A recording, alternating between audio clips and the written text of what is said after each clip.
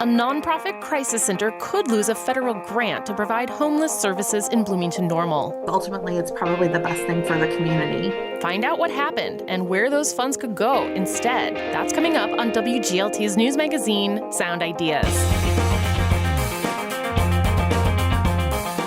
Good evening, I'm Lauren Warnicki. On today's show, the head of Illinois Wesleyan University's jazz program sizes up the local scene. There's great potential for a scene. There are amazing players at Wesleyan, at Illinois State. And Southern rocker Charlie Starr loves playing to a crowd. I wouldn't go do it in an empty room. So it's important that people are there to enjoy it. He's got a sold-out show tonight in Bloomington. That's coming up after a Bloomington-Normal news update. This is Sound Ideas on 89.1 WGLT and WGLT.org, part of the NPR network. Support for WGLT comes from Bloomington-Normal Audiology. Hear My Story continues with local patient Paul Brandt. So I just went without them for all those years. I talked to somebody who had recently gotten hearing aids and talked about the fact that they were connected to the TV. And so that kind of prompted me to try it again. Paul's full story can be found at bnaudiology.com.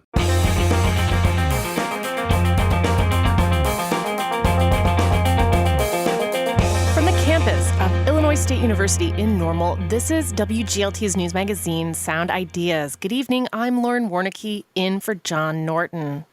Restructuring at a Bloomington nonprofit may cost them a federal grant.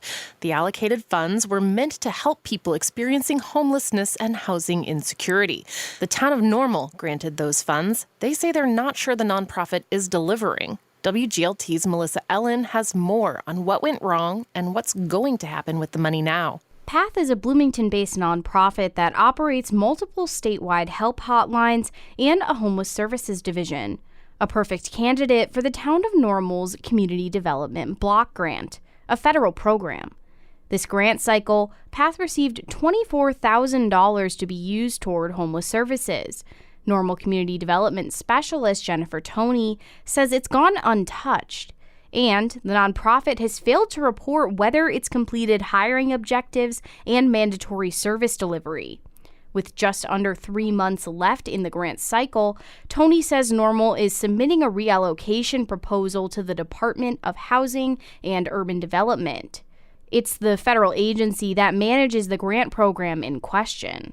PATH this current year is undergoing some restructuring organizationally, and they've not been able to meet the goals of the agreement that we have with them. Toney says PATH's noncompliance jeopardized the town's agreement with the federal agency not only for this year, but next year. The Community Development Block Grant includes a 5-year plan that PATH put at risk.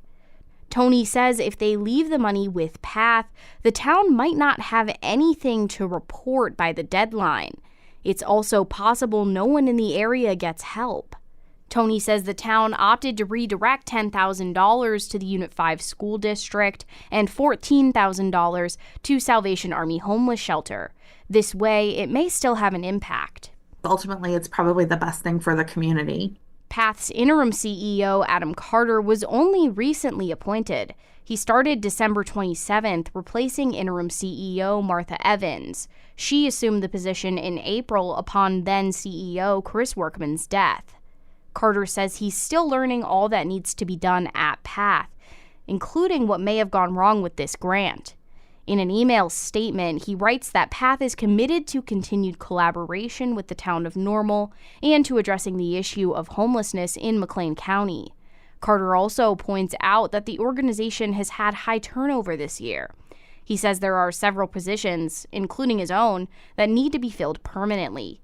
When PATH received the Community Development Block Grant, it was tasked with hiring a part-time staff member and assisting at least 20 clients from last April to this March.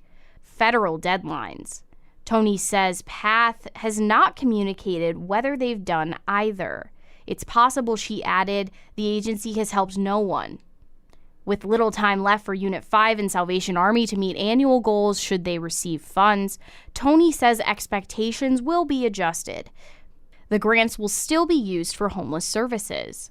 Unit 5 spokesperson Dana Brown says the town approached the school district to participate.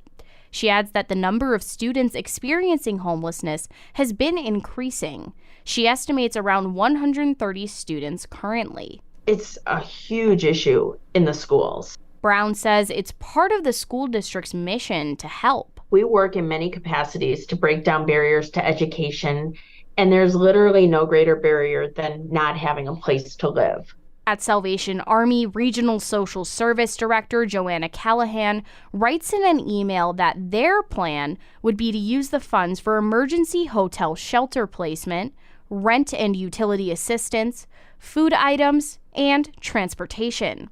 They would do this through pre-existing programs. Callahan adds that Salvation Army and PATH have collaborated in the past, and she hopes they find their footing again. In the meantime, Salvation Army can distribute funds appropriately. Before any reallocation is finalized, Normal will take public comment and submit a formal amendment to the U.S. Department of Housing and Urban Development. As of Wednesday, Tony says she hasn't received any formal comments. Future community development block grant funding has not been distributed. Tony says that means something like this can hopefully be avoided for the next year's grant cycle. I'm Melissa Ellen. The town of Normal will host a hearing for public comment next Thursday at the Normal Public Library. All complaints will be included in the revised funding request sent to Housing and Urban Development. Next week on Sound Ideas, we'll go inside the staff and leadership overhaul at PATH that puts some of its homeless services funding in jeopardy. Melissa Ellen covers mental health as a Report for America Corps member. Report for America places journalists in local newsrooms across the nation to cover underreported topics. Support for WGLT mental health coverage comes from Report for America and Chestnut Health Systems, caring for the community's physical and mental health and celebrating 50 years of service. Also next week on Sound Ideas, Monday is Martin Luther King Jr. Day. WGLT will mark the occasion by rebroadcasting Dr. King's speech at Illinois Wesleyan University in February 1966. That's next Monday at 5. The risk of concussions, and worse, has steered parents and their kids away from tackle football. But football has a game plan to keep those kids playing. The NFL very pointedly has been saying for some time now that the future of football is flag. I'm Kyle Risdall, the business that is football, next time on Marketplace. Listen to Marketplace beginning at 5:30 this afternoon on WGLT, sponsored by CEFCU.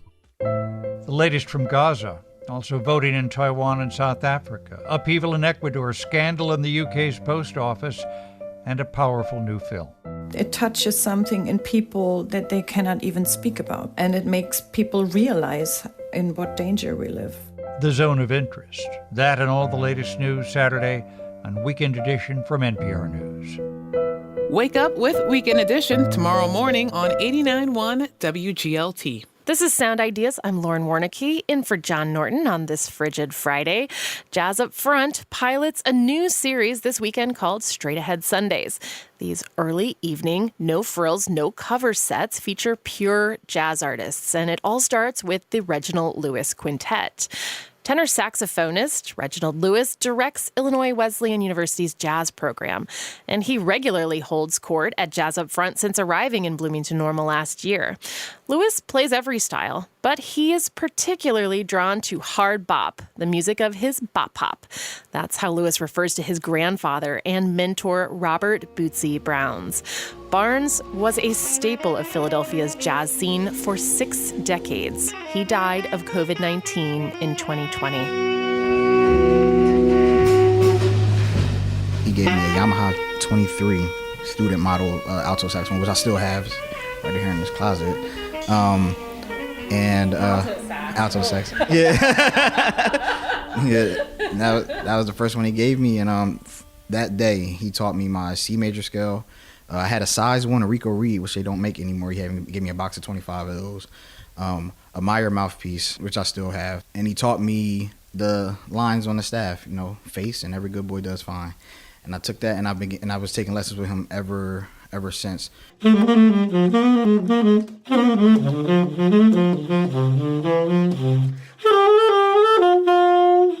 grandfather was a staple in the Philadelphia jazz community.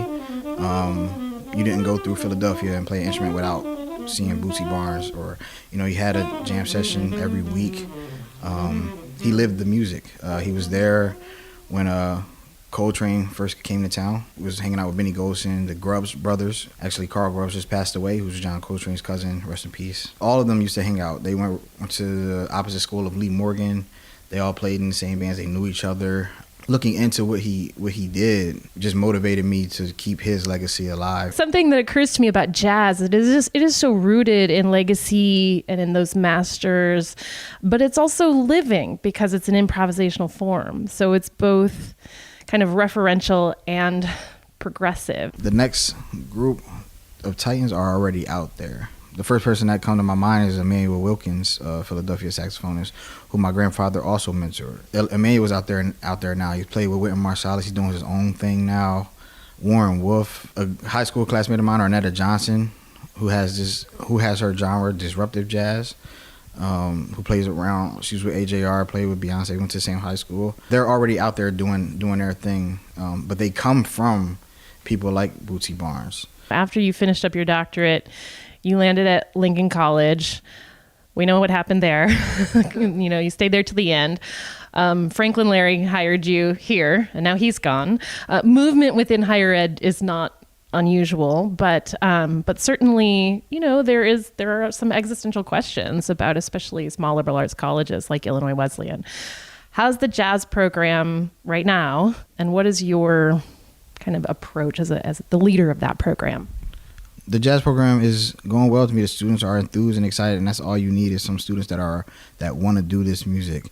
I purposely try to find music that the students enjoy playing, because if you don't enjoy playing the music, then you're not going to play it to the best of your ability. Like this year we played the Super Mario theme song from Battlefield.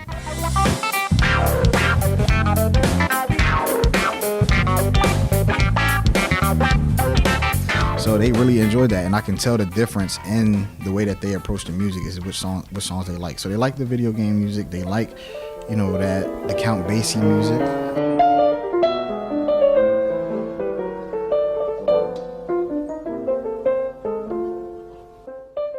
So I go based off of what I feel like they would like, but also challenging them at the same time, because I don't just want to pass out quarter notes and half notes and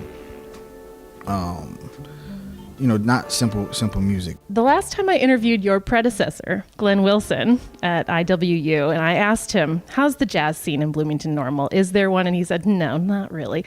What's your opinion of the jazz scene specifically in Bloomington-Normal? There's great potential for a scene. There are amazing players at Wesleyan, at Illinois State.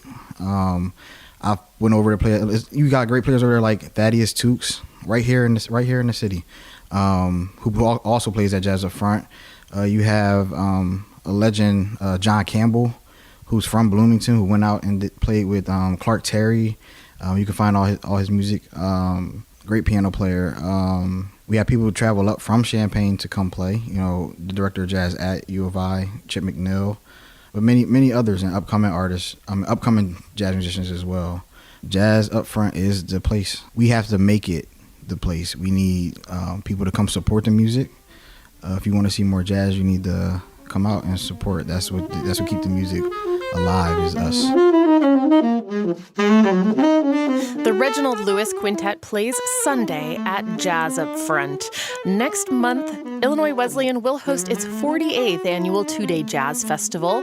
That's when middle and high schoolers participate in workshops at IWU, plus adjudication sessions. An all-star panel of professional artists will play public concerts both evenings. I spoke to tenor saxophonist Reginald Lewis, director of IWU's jazz program. Support for arts and culture coverage on WGLT comes from PNC Financial Services. PNC is committed to supporting local arts and culture events in the communities they serve. Finally today on WGLT's Sound Ideas, Blackberry Smoke frontman Charlie Starr rolls through Bloomington today for a one-night-only appearance at the Castle Theater. The band was the first making music under indie labels to top Billboard's country charts for their distinct Southern rock sound. At 49, Starr is hardly slowing down. He and bandmate Benji Shanks are on the road this month for an acoustic tour ahead of the February 16th release of their 8th studio album. It's called Be Right Here. Starr says he looks to none other than Mick Jagger for the secret to longevity. He said, we make people dance. And I thought, that's true. I don't want to go listen to music that doesn't make me move in some way.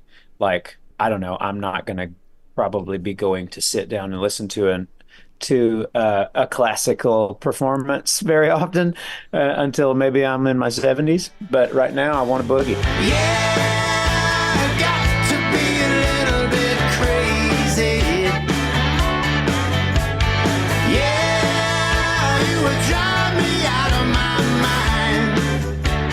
So you've got this new album, Be Right Here, coming out on the 16th of February. And so far you've put out three singles from the new album. I suspect that we'll hear those tomorrow night. Any other teasers coming our way? I can't tell you. Okay. It's top secret. Okay.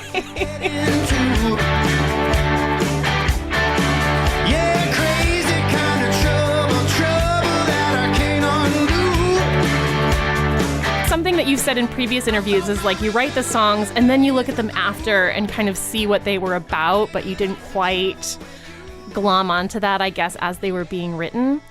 Is there a theme emerging yet from this new album or that we can capture from the 3 songs that are out already? I don't know. I never really think about it myself, and usually people will they will give it a closer look and tell me what they get from it, and so I've had a couple of people tell me that they get from this record there's a more positive sort of a vibe than the last one. There's less complainy stuff and more about luck, life and luck, and I said, I'll take that.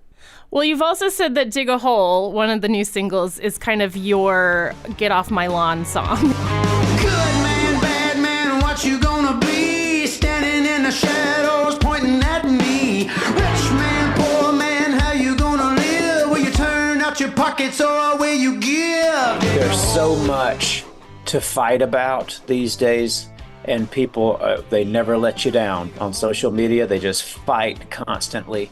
And that's normal for that medium, John Mellencamp, years ago, he said, man, it is really unnatural to be able to hear this many voices at the same time.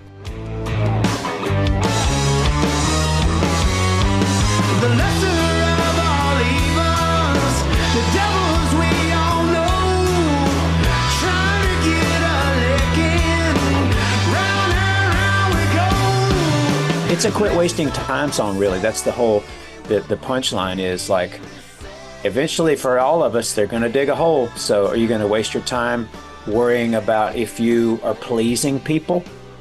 Or are you just going to do what feels right in your heart? So what about Hammer and the Nail? I was looking through just the chorus. Sometimes you're the hammer, sometimes you're the nail. Like my daddy before me, this is where the apple fell. Is this an autobiographical account in any way? Well, it could be for that guy in the song, but the idea there is not, the idea of the hammer and the nail is not new, of course. Yeah. But this guy, he's talking about how he is destined to be the nail just from he's repeating a pattern, which sometimes we do with our parents and their parents and so on and so forth. But at the end of the chorus, at the end of the idea, it's like, hey, you know what?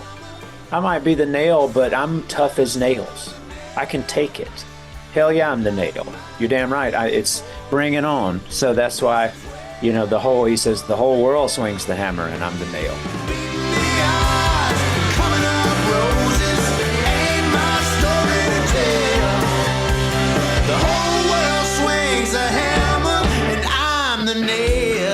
tend to talk about this guy who's the subject of the song, the protagonist. Is that guy ever you? I read about this guy a lot. Yeah. Well, I guess it's you're right about what you know. You could certainly be, at home, hanging out, resting on your laurels, waiting for the big album launch. So why go on this tour with Benji and, fill up your schedule this month? Well, I have lots of vintage guitars to buy, so this helps do that. No, it's because I love to play music and I can't stop. It's either stay home and fix stuff around the house, or grab some guitars and grab Benji and go play songs. If you had it your way and you could be in the studio, in a big venue with the full band, or in these small rooms like you're playing this month, do you have a preference? I don't really. Yeah, it's just the playing the songs and playing them for people. As long as that music makes people happy. I know that sounds about as corny as it can sound, but I mean, I wouldn't go do it in an empty room. So it's important that people are there to enjoy it. Yeah, I mean, just looking at the lineup, I know you're in Cincinnati tonight, sold out. You come to the Castle tomorrow, sold out. Then you go to Space in Evanston, sold out, right? So I guess people are picking up what you're putting down. Well, I love that. And I think that people, our fans have been coming to see us for 24 years now, or 23, whatever it is. 23 years, I guess, and this is a different look at the music.